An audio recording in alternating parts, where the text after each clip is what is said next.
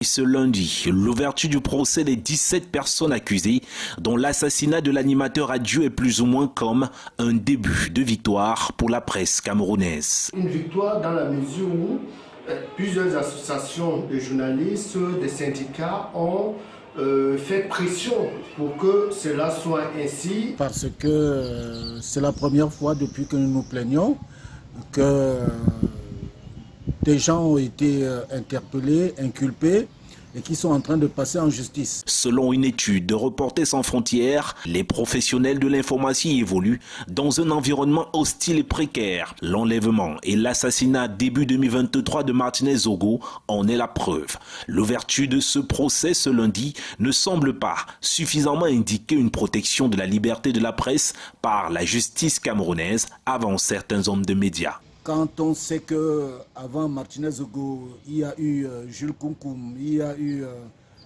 Ouazizi, il y a eu plusieurs cas qui n'ont pas été éludés. La liberté d'expression est protégée dans notre pays, mais vous avez également des personnes qui se donnent beaucoup de zèle pour pouvoir persécuter les journalistes et mettre en danger la liberté d'expression. En janvier 2023, Martinez Zogo a été retrouvé mort, le corps gravement mutilé, 5 jours après son enlèvement.